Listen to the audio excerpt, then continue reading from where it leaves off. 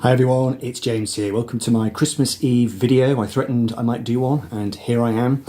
Wasn't able to wear the Christmas jumper because it's just come out of the washing machine, never mind. So this is a video that I thought of years ago and for some reason I've just never done it, and I just thought to myself, well, this year I don't really have any other great ideas, so let's just do this one. So this is playing Snap with vinyl records, Surname Snap. So the idea is that you take two records from your collection or more where the artist has the same surname and you play Snap, as in the old card game Snap, where if two cards the same come up, you shout Snap and then you win the cards. So God knows where this idea came from. I think actually it might have come from one particular artist that I'll get to in time, where he's got the same surname as somebody else. So every time I go to get his records out of the shelf, I end up going for the wrong compartment. I don't know whether this will be a thread or not. I'm going to show quite a lot of records, so I might actually show all the ones that are in existence, but if you can think of any others and you fancy doing a response, that would be good fun to see. So I've arranged these records into alphabetical order, and I'm going to, where possible, I'm going to try and suggest any possible link between the two artists that I can, but there are some where it's just, you know, it's completely impossible really. Now I'm allowing myself just a couple of records here and there where the surname is not quite exactly the same, so there might be one letter difference, but essentially it sounds the same, and this first one is an example of that. So I'm going to go with Jackson Browne and his album Late for the Sky, my all-time favourite album cover, and we'll match him up and shout Snap with James Brown, and of course Brown is without the E, and that's the album Body Heat. Can't really think of any parallels really between Jackson Browne and James Brown. I've seen them both live, that's one thing. I saw Jackson Browne live in Liverpool years ago, and it was a good show, but it was very sedate. And the James Brown show I saw, even though he was quite elderly, it was not sedate. Right, next one, Berry, Wayne Berry, an obscure songwriter from, I think, the American Deep South. Picked this up from a charity shop a few years ago. So Wayne Berry, can you guess which Berry I'm going to go for? Yeah, it is of course Chuck Berry. And given that Wayne Berry is from the South, I suppose there's going to be some guitar links that you could possibly draw there. Obviously Chuck Berry was very influenced by, it was Texas guitar, wasn't it, amongst other things. T-Bone Walker, wasn't it? But anyway, bit tenuous that one. But anyway, yeah, Wayne Berry and Chuck Berry, Snap. Right, this next one, a little bit tenuous. We've got Donald Byrd and his best of. And we're saying Snap, of course, with the Byrds. It's quite nice that it is Byrds spelt B-Y-R-D each time. Can't really think of any parallels between Donald Byrd and the Byrds. If anybody wants to suggest one, I'd be glad to hear it. Right, this next pair of artists, this is the one I was mentioning before, where I go to my collection either looking for John Cale records, or I go looking for JJ Cale records. Usually it is John Cale because I'm more of a fan of John Cale than I am of JJ Cale. Quite like JJ Cale. I've only got about 3 of his records. I've got lots by John Cale. Is there a link between John and JJ musically, stylistically? I'd say probably not really. I suppose you could say John Cale used the band Little Feat. I suppose you could draw maybe a tenuous parallel between them and JJ Cale. It is tenuous though. Right, next one. I don't seem to have got these the right way around, so let's just make sure I'm pairing them up right. So we have John Fox from Ultravox, and then he went on to do a solo career, electronic British pop pioneer. And I'm trying to stop the light shining into the record. So John Fox, and I paired him up, and it's interesting because it's 2 X's both times, Innes and Charlie Fox, who were an American, I think they were a husband and wife duo, weren't they, back in the day? I don't think they were brother and sister. Their big hit was Mockingbird, of course, back in, would have been in the 1960s, I'm going to guess. There's a nice picture of them on the back there. Can't think of any parallels between Charles and Innes Fox and John Fox. That is beyond my realm of useless knowledge. Right, next one, we've got Eddie Floyd, the great soul singer, Atlantic soul singer, of course paired up with Pink Floyd. And Pink Floyd are probably the antithesis of everything that Eddie Floyd stands for, so that makes for quite an interesting snap. Okay, another slightly tenuous one. We've got the Great Buddy Holly, snapped up with the Hollies, of course. When I was a kid, I assumed that the Hollies was Buddy Holly's backing band. This is before I knew anything about music at all, but obviously not true. I would imagine the Hollies have covered Buddy Holly at some point. I'd be surprised if they hadn't. So we can have that as the link. Right, next one, we've got the great British New Wave artist Joe Jackson. Now, I don't have any Michael Jackson records. At least I don't think so. I might have a copy of Off the Wall somewhere. So I've paired Joe up with the great soul singer Millie Jackson. Just get rid of the line there. This is her great divorce album, Still Caught Up. Very fine album. Yeah, can't really think of any particular parallels between Joe and Millie beyond the surname. Right, this one is quite good fun. We've got Bob James, the fantastic fusion funk soundtracky type jazz artist from the 1970s. I think he earned his stripes with Quincy Jones, didn't he? But made a great string of fantastic records. I'll take this one out actually where I can, just to avoid the glare. This is his album Hands Down, one of his 80s efforts. And I've paired him up with the great blues soul singer Etta James, and there's her album Tell Mama, a reissue. Yeah, Bob James and Etta James. I think you could probably draw some kind of parallel there with the sort of music it is. I think Bob James's music is probably rooted in the kind of music Etta James was doing, so I'll give myself the point. Right, this next one's quite good fun because we've actually got four records by probably the most common surname in the Western world. So Jones, the great country singer George Jones, and again trying to get rid of the light. It's a great cover, isn't it? I've got him snapped up with Howard Jones, and of course the 80s pop star. Was he a heartthrob? Not quite sure. This is his definitive album, Humans Lib, which is a record I need to go back to actually. Not heard that one for a long time. And then also we've got Ricky Lee Jones as well, the 1970s, heading into the 1980s singer-songwriter with a great song, Chucky's in Love. And the final Jones, this is quite a recent record into the collection. Obviously, we have the wonderful Jamaican singer Grace Jones. Don't have any records in my collection by the Welsh singer-songwriter Nick Jones. I have seen them around in Oxfam, but they're very expensive. So there we go, four different Joneses: Grace, Ricky Lee, Howard and George, and I'm not going to attempt a link between any of them. Right, next one, a very common surname in black music. There's more that I could have shown if I owned the records, but I don't. So let's just quickly do the Kings. So we've got Freddie King. This is a great compilation on Charlie. And this is Taking Care of Business. So we've got Freddie King. Of course, we've got the great B.B. King. This was an Oxfam purchase last year.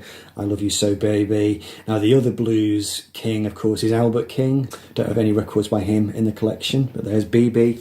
And the other king, not really blues, more soul, of course, is Benny King, who did the original version, or one of the original versions of Stand By Me. Was it his song originally?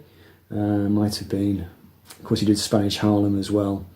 Yeah, it was his song, Stand By Me. I stand corrected. It was his song. So there we go. Benny King, B.B. King, and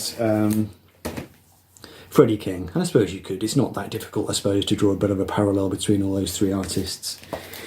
Right, next one is one of these ones where the spelling is not quite the same. We've got the album Rough Mix by Pete Townsend and Ronnie Lane. This was a nice bit of VCLT giftage from Rob Ison a couple of years ago. Good album. So yeah, I'm not going to go for Townsend. I couldn't think of any other Townsends, but Ronnie Lane, spelled L-A-N-E. I thought, why not? Let's go for a bit of Denny Lane, spelled L-A-I-N-E. Not his real name, of course, Brian Hines, but Denny Lane from Wings and the Moody Blues originally. This is his album Our Lane, which he made in the early 1970s, not too long after he joined Wings, actually. So there we go, Ronnie Lane and Denny Lane. And there's a bit of a connection there, I suppose. You know, they were both on the London scene in the 1960s. You know, Small Faces, Moody Blues. I would imagine that they're friends with each other, or at least knew each other from back in the day. Interesting moustache. Right, this next one, this is quite an interesting one. We've got Lewis, Jerry Lee Lewis, the great country and western star.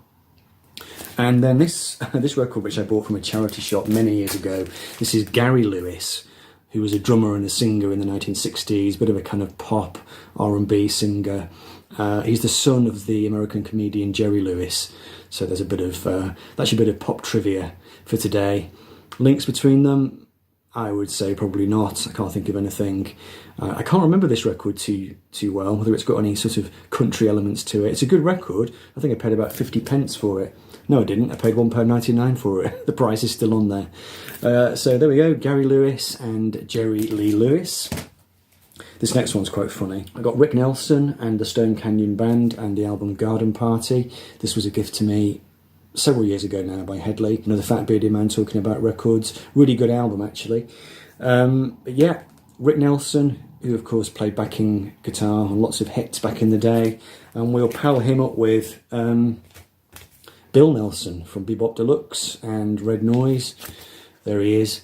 And Bill Nelson was actually very influenced by that first generation of American guitarists. So that's maybe not quite as tenuous one as you might think. But yeah, I would imagine that Bill Nelson probably was influenced by Rick Nelson. I could be wrong, but you know, he kind of drew from that well of early American electric guitar playing, even though obviously he went on to be quite experimental in his way. So there we go. This is the album he made after Bebop Deluxe, of course.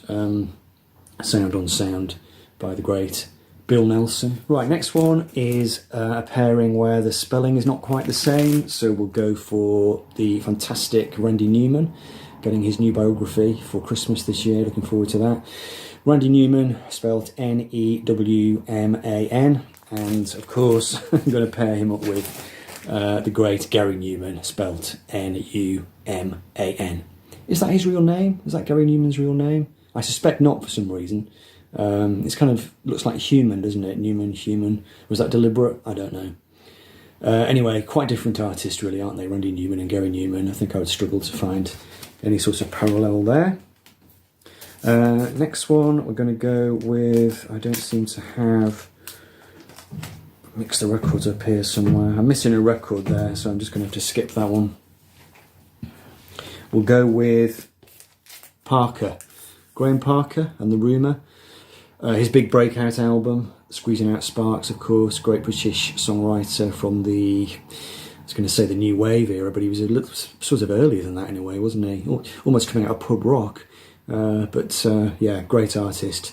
Graham Parker, and we're going to pair him up with a very different artist, of course, the great Charlie Parker, known as Byrd, of course. So we could actually have had him, if we cheated a little bit, we could have had him in with the Byrds and Donald Byrd. But yeah, Charlie Parker, and this is a compilation, Choice Byrd.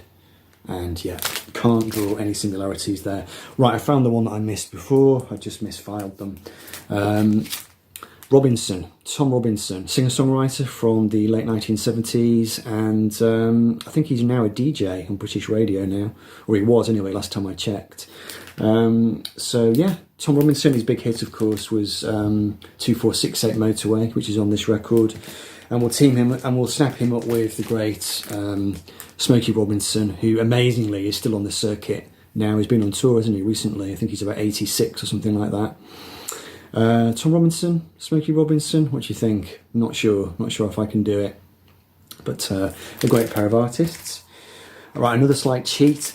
We've got Del Shannon, and we've got, can you guess?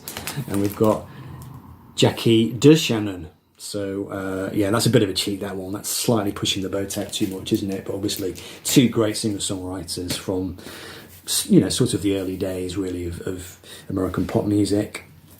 We've got Jimmy Smith, the great jazz organ player, and this is his album The Sermon. I think it's actually a repress, this. I've seen it with a different cover.